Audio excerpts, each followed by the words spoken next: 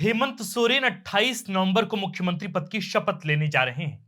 संख्या बल के लिहाज से झारखंड की सबसे मजबूत सरकार अस्तित्व में आ जाएगी। चुनाव में प्रचंड जीत हासिल करने वाली इंडिया गठबंधन सरकार के सामने चुनौतियां भी काफी हैं। पहली चुनौती होगी रोजगार की। 2019 में 5 लाख नौकरी प्रतिवर्ष देने का वादा करके सत्ता में आई हेमंत सोरेन सरकार अपने 5 साल के कार्यकाल में सबसे ज्यादा रोजगार के सवाल पर ही घिरी रही। खुद सरकारी आंकड़ा कहता है कि जेएसएससी और जेपीएससी सहित अन्य संस्थाओं के जरिए महज 11,000 से कुछ ज्यादा ही सरकारी नौकरियां दी जा सकी। इसमें हाई स्कूल टीचर, पंचायत सचिव, लेखा पदाधिकारी, पीजीटी टीचर, वेटनरी डॉक्टर सहित अन्य नौकरियां शामिल हैं। हालांकि तथ्यात्मक दृष्टिकोण से देखें तो हाई स्कूल टीचर और पंचायत सचिव की पूरी नियुक्ति प्रक्रिया रघुवर दास के कार्यकाल में ही पूरी की जा चुकी थी। खैर, हेमंत सरकार की सबसे बड़ी चुनौती होगी झारखंड में स्वीकृत 2,87,000 सरकारी पदों को भरने की। गौरतलब है कि हेमंत सोरेन सरकार अपने पिछले कार्यकाल में भी युवाओं से स्वरोजगार अपनाने की अपील करते रही। इसके लिए कई तरह के कौशल प्रशिक्षण स्कीम भी चलाए गए। सरकार ने दावा किया था कि विभिन्न सेक्टरों में करीब 2 लाख नौकरियां दी गई।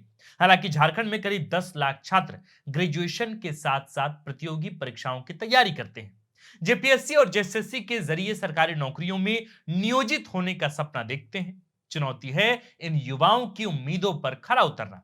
हेमंत सरकार पिछले कार्यकाल में जेपीएससी सिविल सेवा की एक परीक्षा सफलतापूर्वक संपन्न करा पाने में सफल रही थी। 11वीं जेपीएससी सिविल सेवा मुख्य परीक्षा का परिणाम पेंडिंग रह गया, जबकि जून माह में मुख्य परीक्षा ली जा चुकी थी। जेएसएससी सीजीएल की परीक्षा भी ली जा चुकी है, लेकिन रिजल्ट अभी भी पेंडिंग। 930 पदों पर भर्ती के लिए ली गई नगर पालिका सेवा संवर्ग की नियुक्ति परीक्षा भी संपन्न हो चुकी है, लेकिन रिजल्ट नहीं आया। उत्पाद सिपाही भर्ती परीक्षा भी प्रक्रियाधीन है। सहायक आचार्य के 25,001 पदों पर नियुक्ति के लिए भी परीक्षा ली गई थी। सीटेट के मान्यता का मामला भी सुप्रीम कोर्ट गया, वहां से फैसला आ चुका है, लेकिन रिजल्ट पेंडिंग पड़ा है। तो नए मुख्यमंत्री की पहली चुनौती तो यही होगी कि जितनी भी प्रतियोगी परीक्षाएं संपन्न हो चुकी हैं, उनका फेयर रिजल्ट प्रकाशित करना और युवाओं को यह उम्मीद देना कि वह सरकारी नौकरी देने की दिशा में सकारात्मक दृष्टिकोण रखते हैं। हेमंत सोरेन सरकार ने चुनाव की तारीखों के ऐलान से पहले की कैबिनेट में यह प्रस्ताव पास किया था कि दिसंबर माह से 18 से 49 साल की महिलाओं को मैया सम्मान योजना के तहत 2,500 रुपए दिए जाएंगे। इससे राजस्व पर अतिरिक्त बोझ भी पड़ेगा। जब हेमंत सोरेन सरकार ने मैया सम्मान योजना के तहत 1,000 रुपए देने की शुरुआत की थी, तो कई बार सार्वजनिक मंचों से कहा गया था कि यदि केंद्र सरकार झारखंड का बकाया 1,36,000 करोड़ रुपए लौटा देगी, तो योजना की राशि बढ़ा दी जाएगी। अब बड़ा सवाल होगा कि जब 52 लाख महिलाओं को दिसंबर माह से 2,500 रुपए दिए जाएंगे, तो इसके लिए फंड का इंतजाम कहां से होगा? देखिए, 1932 के अधिकार पर स्थानीयता का बिल हेमंत सरकार के लिए महत्वाकांक्षी विधेयक था। अभी तक हमने आपको सरकार के समक्ष, हेमंत सोरेन के समक्ष दो बड़ी चुनौतियां गिनवाई हैं, जो अभी समस्या मुंह बाई खड़ी है। पहली समस्या समस्या सरकारी नौकरी की, नियुक्ति नियमावली की और सरकारी खाली पदों के भर्ती की। यह पहली चुनौती हेमंत सोरेन सरकार के समक्ष है। दूसरी चुनौती है मैया सम्मान योजना की राशि जो 2,500 रुपए की गई थी, उसको शुरू करने की। अब देखिए, हम तीसरे चुनौती पर भी बात करते हैं, जो चुनौती हेमंत सोरेन सरकार के समक्ष है। 1932 के अधिकार पर स्थानीयता का बिल हेमंत सरकार के लिए महत्वाकांक्षी विधेयक था। सरकार ने कैबिनेट से मंजूरी दिलाने के बाद इसे 2 बार सदन से पास कराया, लेकिन राज्यपाल ने विभिन्न आपत्तियों के साथ इसे लौटा दिया। झारखंड में आदिवासियों की भावना से जुड़े इस बिल को हेमंत सरकार फिर से जरूर लाना चाहेगी। हालांकि केंद्र के साथ इस मुद्दे पर टसल आगे भी जारी रहने का अनुमान है। इसके साथ ही सरना धर्म कोड बिल और ओबीसी को 27% आरक्षण का विधेयक भी हेमंत सरकार पार्ट 2 की प्राथमिकता में होगा। हेमंत सोरेन सरकार ने चुनाव से पहले घरेलू उपभोक्ताओं को बिजली बिल माफ करने का वादा दिया था। जाहिर है कि पहले ही बिजली खरीद में भारी बकाये की समस्या से जूझ रही हेमंत सोरेन सरकार के राजस्व पर बोझ बढ़ा। इन गर्मियों में राजधानी रांची सहित पूरे प्रदेश में शहरी और ग्रामीण इलाकों में बिजली कटौती ने हाहाकार मचा दिया था। कारण था राज्य सरकार पर बिजली कंपनियों का करोड़ों का बकाया बिल। बिजली आपूर्ति मांग के अनुरूप नहीं हो पा रही थी। गोड्डा में 1600 मेगावाट की क्षमता वाला अडानी पावर प्लांट बना था। समझौते के मुताबिक 25% यानी कम से कम 400 मेगावाट बिजली झारखंड को मिलना चाहिए था, लेकिन मिलता नहीं। राज्य सरकार केंद्र पर सौतेले व्यवहार का आरोप लगाती है, तो वहीं गोड्डा के सांसद निशिकांत दुबे कहते हैं कि हेमंत सरकार ने कभी बिजली के लिए पत्र ही नहीं लिखा और बाहर अनर्गल आरोप लगाते हैं। खैर, बिजली माफी, 200 यूनिट फ्री बिजली जैसे तात्कालिक और लोक लुभावन वादे के बाद अब चुनौती निर्बाध बिजली आपूर्ति की भी होगी हेमंत सोरेन सरकार के समक्ष। इसके अतिरिक्त यह भी है कि हेमंत सोरेन जल्द ही सीएम पद की शपथ लेने जा रहे हैं। देखना यह भी दिलचस्प होगा कि किस पार्टी को कितना मंत्री पद मिलता है, कौन से विधायक मंत्री पद से नवाजे जाते हैं, गठबंधन के बीच कैसे समन्वय स्थापित होगा, समन्वय समिति का स्वरूप कैसा होगा, क्या गठबंधन में कॉमन मिनिमम प्रोग्राम भी बनेगा।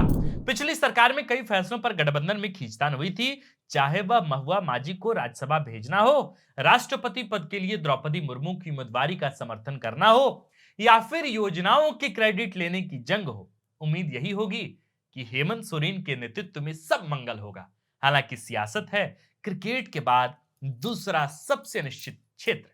अब देखिए कि इस अनिश्चित क्षेत्र में, इस अनिश्चित प्लेटफॉर्म पर हेमंत सोरेन और कल्पना सोरेन की जोड़ी कैसे भाजपा का, विपक्षियों का मुकाबला करती है, और जो समस्याएं हैं उन मुकाबलों से भी हेमंत सोरेन सरकार को बहुत मजबूती से सामने खड़े होना है। समस्या बेरोजगारी का भी है, उस पर भी काम होना है। समस्या 1932 के खतियान को लेकर भी है, उस पर भी हेमंत सोरेन सरकार ने वादा दिया है, तो उस पर भी सरकार को काम करना है। इसके अतिरिक्त 200 यूनिट बिजली माफी और जो बिजली को लेकर जो समस्याएं राज्य में रहती है, ये तमाम समस्याएं एक तरह से मुंह बाए खड़ी हैं। अब एक तरह से जो शिकायतें थी हेमंत सोरेन सरकार की कि भाई सामने जो विपक्ष है, भारतीय जनता पार्टी है, वो हमें काम करने नहीं देती, बीजेपी की वजह से ही हेमंत सोरेन, ये कहते हैं खुद हेमंत सोरेन ने कई बार सार्वजनिक तौर पर आरोप लगाया कि बीजेपी की वजह से उन्हें जेल जाना पड़ा। और इसके अतिरिक्त जो है चंपाई सोरेन को तोड़ना, इसके अतिरिक्त सरकार को परेशान करना बार बार, इसके वजह से हेमंत सोरेन काम नहीं कर पाए। लेकिन इस बार की जो मेजोरिटी है वो एब्सोल्यूट मेजोरिटी है, वो लैंडस्लाइड रिमार्क है एक तरह से आप कहें। और इतनी बड़ी मेजोरिटी, इतना बड़ा जनादेश जो है झारखंड में किसी भी सरकार को नहीं मिला। और सामने जो विपक्ष है, बीजेपी है या आजसू है या जेडीयू है, जो भी पार्टियां हैं एनडीए अलायंस में, वे इतनी मजबूत नहीं है कि सरकार को थोड़ा सा भी परेशानी में डाल सके। न ही विधानसभा में बीजेपी या आजसू इतनी मजबूत स्थिति में है कि वे हेमंत सोरेन सरकार के लिए परेशानी का सबब बने, और न ही राजधानी रांची में इतनी बहुसंख्यक संख्या में बीजेपी है, एनडीए है। यानी कि यहाँ राजधानी रांची में जितने विधायकों का आवास है, इतनी आबादी नहीं है, इतनी संख्या बल नहीं है बीजेपी के पास, एनडीए अलायंस के पास, कि सरकार को गिरने का डर हो, गिरने का खतरा हो, टूट का खतरा हो। तो मुझे लगता है कि इस प्रचंड बहुमत के साथ हेमंत सोरेन आराम से अगले 5 वर्षों तक बेझिझक सरकार चलाएंगे, और शायद उनके तेवर में, उनके काम करने के वर्किंग स्टाइल में बहुत फर्क लगेगा इस बार के मुकाबले। यानी कि 2019 से 24 से और 24 से 2029 तक के बीच का जो उनका कार्यप्रणाली होने जा रहा है, जो वर्किंग स्टाइल होने जा रहा है, जो तेवर होने जा रहा है, उसमें भी एक तरह से अलग कुछ एलिमेंट आपको देखने को मिलेंगे। तो मुझे उम्मीद है कि बिल्कुल झारखंड की नई नवेली सरकार, प्रचंड बहुमत के साथ बनी सरकार, और हेमंत सोरेन जो शपथ लेने जा रहे हैं, और जो पूरा कैबिनेट जो शपथ लेने जा रहा है, वो झारखंड की तरक्की के लिए, झारखंड के बेहतरी के लिए, यहाँ के युवाओं के रोजगार के मसले पर, नौकरियों के मसले पर तटस्थता से फैसला लेने के लिए जानी जाएगी। आप देख रहे थे द फोर्थ पिलर। हमारा नाम आकाश आनंद है और कैमरे के पीछे हैं नीरज। शुक्रिया।